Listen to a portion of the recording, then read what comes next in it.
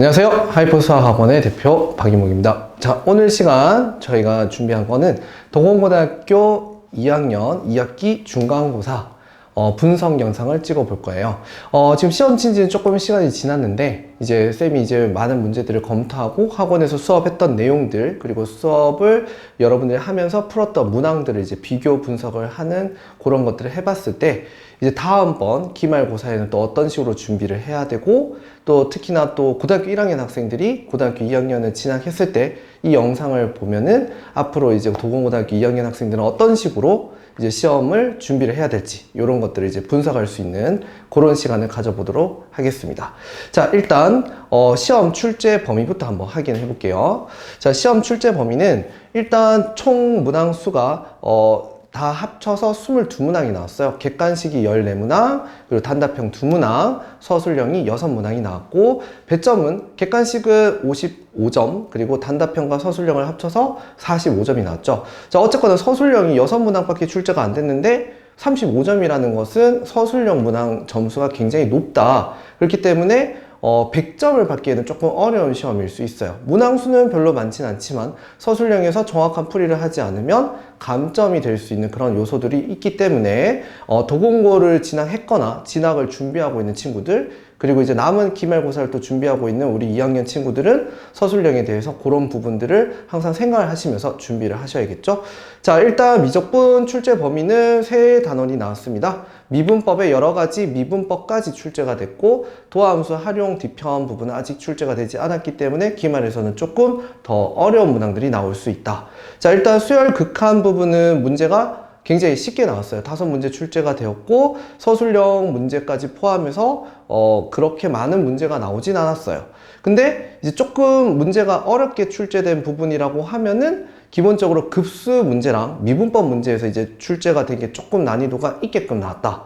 특히나 이제 미분법 같은 경우에서는 삼각함수, 극한 활용 문제가 학생들이 조금 틀릴 수 있는 문제로 이제 단답형에서 마지막 문제, 그 다음에 서술형에서 마지막 문제 이렇게 출제가 되었죠. 그래서 그 부분에서 이제 좀 많이 틀린 친구들이 있었다. 그래서 학생들이 이제 준비를 하는 데 있어서 이제 도공고 선생님들께서 생각하시는 부분이 도형을 굉장히 좀 신경을 많이 써서 내시는 것 같아요.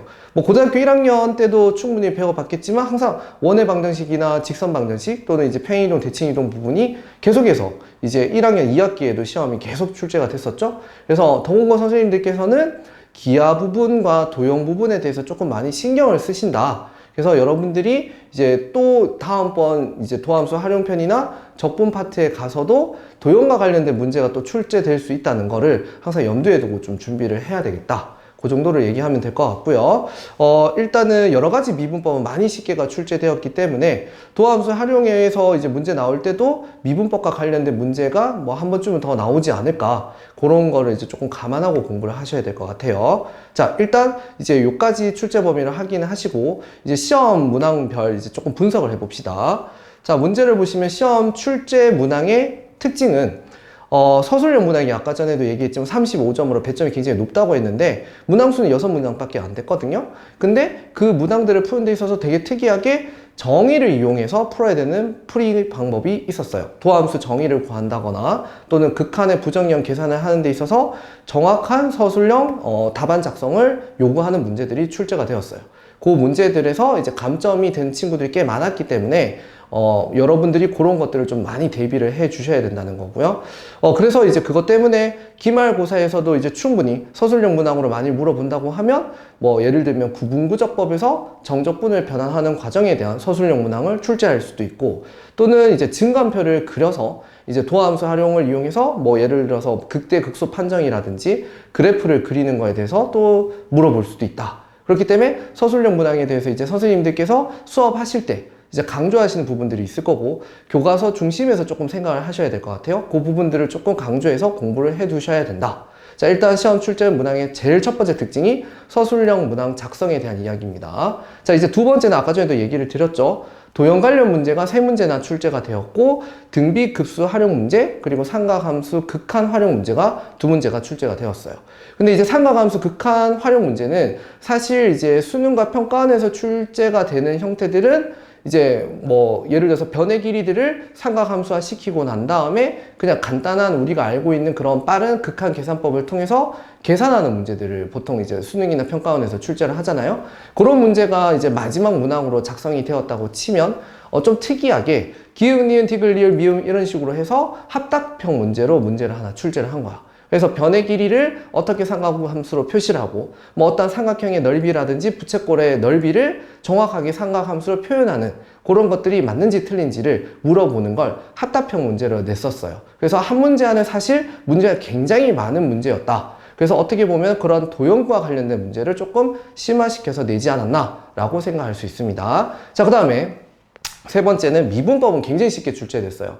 뭐 여러분들이 알고 있는 여러 가지 미분법이 사실 뭐 계산 부분에 관련된 부분인데 합성함수 미분이라든지 목수의 미분법 또는 뭐 역함수 미분법, 매개변수 미분법들이 있는데 사실 현재 수능과 평가원에서는 이런 여러 가지 미분법에서도 특히 음함수 미분법이라든지 역함수 미분법을 굉장히 조금 심화시켜서 킬러 문항으로 많이 출제를 하고 있어요. 근데 다행히 이번 여러분들이 쳤던 시험에는 그 정도 난이도의 수준의 문제는 나오지 않았다. 근데 사실 그런 음함수 미분법이라든지 역함수 미분법이 뒤에 과정, 뭐 미분 활용 문제라든지 적분 활용 문제에서 또 다시 한번 나올 수가 있습니다. 그렇기 때문에 그 여러 가지 미분법이 좀 쉽게 출제된 게 어떻게 보면 활용 부분 문제에서 조금 어렵게 출제가 또 될 수 있기 때문에 그냥 간과하지 마시고 뒷부분에 대해서 학습을 하실 때 앞부분에 여러분들이 풀었던 미분법을 좀 심화시킨 개념들까지도 학습을 해 두셔야 될 것 같습니다. 아시겠죠? 자, 그 다음에 이제 네 번째는 뭐 그냥 편한 얘기로 하면 사실 킬러 문항은 사실은 없었어요. 그래서 뭐 여러분들이 푸는 뭐 시중에 많은 문제집들이 있는데 뭐 자이 스토리 수준의 문제 또는 뭐 맞풀 수능 총정리 수준, 뭐 고3들이 푸는 그런 기출 유형스러운 문제들은 사실 없었다. 그래서 어떻게 보면은 이번 시험은 서술형에서 감점 요소가 좀 있을 뿐, 그냥 평이한 난이도의 문제였기 때문에 여러분들이 뭐 풀고 있는 시중 참고서라든지 학원 내신 대비서 정도로도 충분히 학습을 할 수 있는 그런 형태의 문제였고, 뭐 기말고사에서는 뭐 요거보다는 조금은 더 어렵게 출제될 가능성이 있다고 봐요. 그렇기 때문에 뭐 똑같은 난이도로 공부를 하시면 안 되고 이제 활용 부분 하실 때는 조금은 더 기출 유형을 조금 생각하면서 문제를 풀어야 되겠죠. 아마 이번 중간고사는 어쨌거나 좀 평이했기 때문에 기말에는 조금은 더 어려워질 것 같다라는 거를 염두에 두고 학습을 하셔야겠습니다. 자, 그러면 이제부터 우리가 그동안 이제 학습했던 또 학원 저희 하이퍼 수학에서 수업을 했던 그런 내신 대비서라든지 개념서 또는 이제 우리가 전년도 기출 문항에서 이제 풀어왔던 문제들과 어떤 식으로 유사 적중이 되었는지 뭐 깊이 있게 다루지는 않을 거고요. 뭐 요런 느낌으로 이제 문제가 나왔고, 그렇기 때문에 이제 기말에서도 요렇게 우리가 학습을 하자 정도로 그렇게 한번 봐주시면 될 것 같아요. 첫 번째 유사 적중 문항 한번 살펴볼게요. 자, 보시면은 첫 번째 문제는 객관식 10번 문제네요. 뭐 이건 뭐 모든 뭐 시험제 자주 나오는 거죠. 뭐 수열에 대한 뭐 극한의 뭐 OX 문제, 합답형 문제를 할 수 있죠. 급수에서 OX 문제라고 할 수도 있고요. 그래서 뭐 사실 내신 대비서에도 이런 류의 문제가 굉장히 많이 나왔기 때문에 대부분의 학생들을 맞췄다고 생각을 해요. 근데 여기에서 이제 중요한 거는 학생들이 필요한 몇 가지의 발레들이 있잖아요. 그래서 그런 발레들을 정확하게 이제 학습을 했고, 그런 발레들을 들어서 뭐 OX를 고를 수 있는 친구들이었다면 뭐 쉽게 맞출 수 있지 않았냐. 저희 학원에 있는 지금 현재 도공고등학교 2학년 학생들도 이 문제는 틀린 학생이 거의 없기 때문에 뭐 당연히 맞춰야 되는 그런 유사 적중 문항이었습니다. 자, 두 번째 유사 적중 문항 보겠습니다. 자, 보시면 이거는 이제 극한의 이제 계산법을 통해서 함수가 연속이 된다 라고 했기 때문에 이제 좌변에 있는 어떤 식에서 우변에 있는 어떤 식이 있죠. 그럼 좌변에 있는 식의 지금 형태의 어떤 fx를 구하기 위해서 이항을 해서 이제 나누기로 풀 거야. 근데 그때 나누기를 풀 때 어떻게 해야 돼? 분모가 빵이 된다는 것은 제외시켜야 되니까 극한으로 계산해야 되죠. 근데 이제 문제에 함수라는 것 자체가 연속이란 말이 있어. 그래서 그걸 통해서 정확한 부정형 계산을 통해서 이제 그 극한값을 통해서 함수값을 찾는 문제. 그래서 우리 내신 대비서에도 이제 여러 가지 문제가 있었는데 뭐 대표 문제로 뭐 48페이지에 있는 문제를 넣어놨고요. 이제 객관식으로는 13번 문제가 출제가 됐죠. 그래서 뭐 요거는 당연히 또 풀어본 학생들이라면 절대 틀리지 않는 문제. 뭐 물론 시중 문제집이 더 많이 있는 문제니까 뭐 대표적인 유사 적중 문항으로 그냥 넘겨두면 될 것 같습니다. 세 번째 문항 볼게요. 자, 세 번째 문항은 두 직선의 예각 구하는 문제죠. 상하함수 탄젠트 덧셈 정리를 통해서 우리가 알고 있는 공식, 그죠? 1 플러스 m 곱하기 m 다시 분의 m 빼기 m 다시의 절대값 써서 이제 탄젠트 예각을 구하는 문제야. 근데 그걸 통해서 그냥 탄젠트 값을 구하는 게 아니라 다른 사인 값이나 코사인까지 구할 수 있는 문제가 출제될 수 있다고 했고, 정확하게 이제 우리 내신 대비서에서는 뭐 대표적인 문제가 경산요고 작년도 기출에 똑같은 문제가 나왔어요. 그래서 그거 풀어본 친구들은 당연히 뭐 틀리지 않았다. 그래서 뭐 객관식 11번에 뭐 유사 적중 문항이라고 하겠습니다. 자, 다음 문제 넘어갈게요. 문제가 조금 많아서 좀 빠르게 얘기를 할게. 자, 이번에는 내신 대비서 이제 전년도 더공고 기출이죠? 더공고 기출이 또 비슷한 형태로 나왔어. 보면 매개 변수 미분이고 x에 대한 이제 t에 관한 뭐 ft식, y에 대한 어떤 gt식이 주어졌을 때 주어져 있는 녀석의 매개 변수 미분을 정확하게 할 수 있느냐.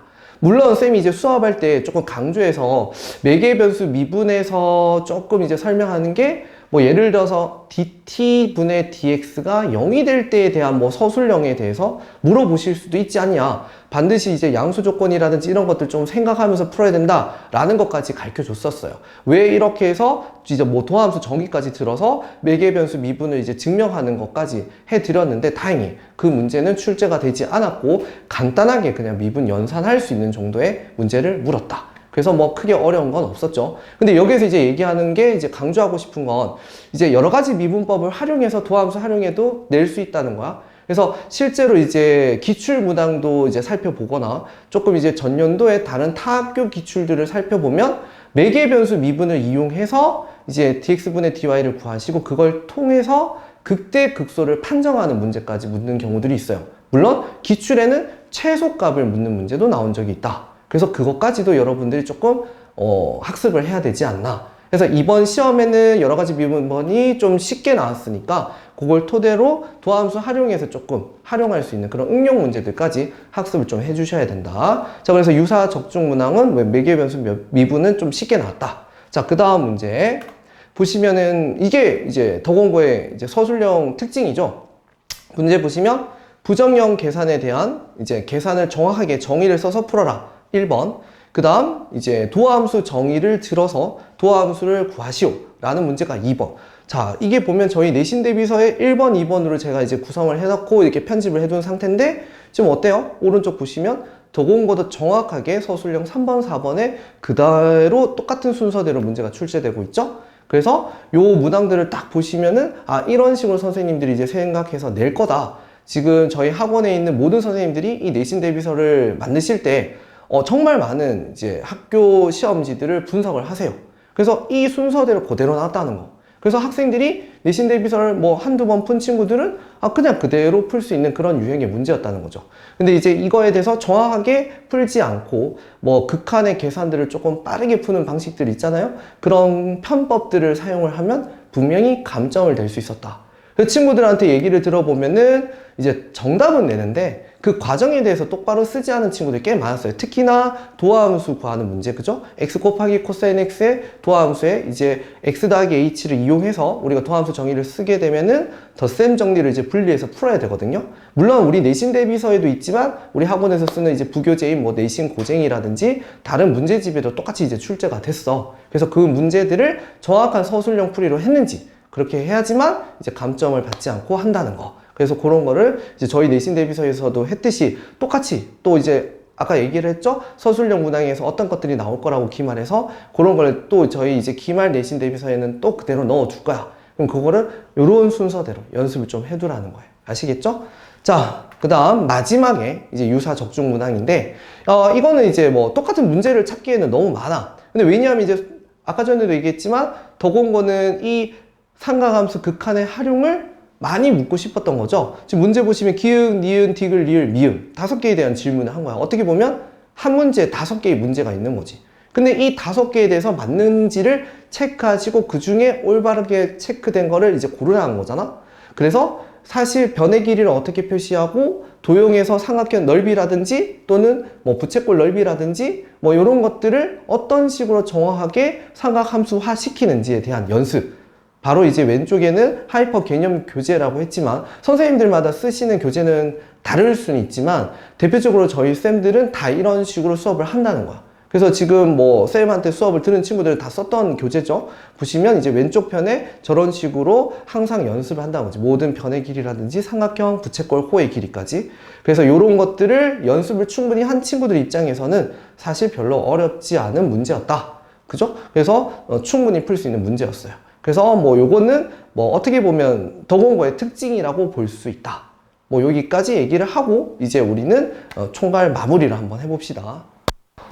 자, 그래서 마지막 덕원고 내신 대비의 이제 핵심으로 이제 우리는 총괄 평가를 내려보고 기말에 이제 어떻게 준비해야 될지 마무리를 해봅시다. 자, 1번. 아까 전에 계속 얘기를 했던 부분, 정의를 이용한 정확한 풀이. 그래서 편법을 쓰면 안 되고 이제 꼼수를 쓰면 안 돼요. 그렇기 때문에 이제 쌤들이 강조하는 부분들이 있을 거야. 특히나 이제 하이퍼 수학에서 있는 강사분들은 덕원고 시험을 워낙 많이 준비를 하시니까 선생님들께서 이제 수업에서 강조하는 그런 서술형 풀이들이 있어. 그러면 그 부분들은 절대로 편법을 쓰지 말고 정확한 정의대로 푸는 연습을 하시라는 거 첫 번째. 자, 그 다음에 이제 두 번째는 도형 관련 문제가 계속해서 출제될 가능성이 높다.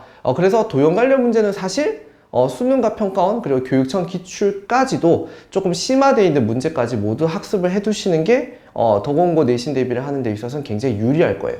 1학년 때부터 계속 느껴왔잖아. 그래서 그렇게 준비를 해주시고, 세 번째는 아무래도 이제 서술형 문항에 대한 배점도 높고 서술형 문항이 어떻게 보면 좀 써야 될 게 좀 많은 편이에요. 그러다 보니까 시간 배분이 굉장히 중요해.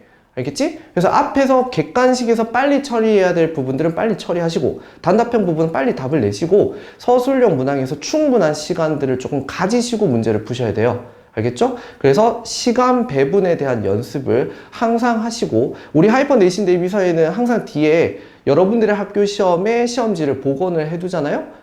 전년도 이제 기말고사가 다 들어가 있어. 물론 필요한 친구들은 전전년도까지 다 주잖아요. 그래서 그 문제들을 푸시면서 서술형 문항까지 끝까지 풀 수 있는 그런 시간 배분 연습을 반드시 하셔야 됩니다. 자, 그리고 마지막으로 이제 네 번째는 아까도 계속 얘기했지만 도함수 활용편 정적분 문제에 관련된 조금 더 심화되어 있는 단원들의 문제들이 나오기 때문에 그 부분들에 대해서는 조금 깊이 있게 심화 문제까지 다 학습을 하셔야 된다는 거예요. 그러면서 강조를 한번 할게요. 여러 가지 미분법에 관련해서 또 도함수 활용과 같이 연계해서 또는 적분과 연계해서 문제가 한 번쯤은 나올 수 있다. 그래서 그 부분 조금 생각해 주시고요. 그 다음에 이제 서술형 문항에서 출제할 수 있다는 거는 쌤이 보기에는 아마 정적분 변환하는 문제에 대해서 한 번쯤 물어보지 않을까. 그리고 증가함표를 이용해서 조금 이제 특이한 함수에 대한 그래프들을 그려나가는 거에 대해서 물어보지 않으실까. 그래서 그 부분에 대해서 조금은 이제 강조를 좀 해둘게요. 그래서 그 부분의 연습을 충분히 해두시면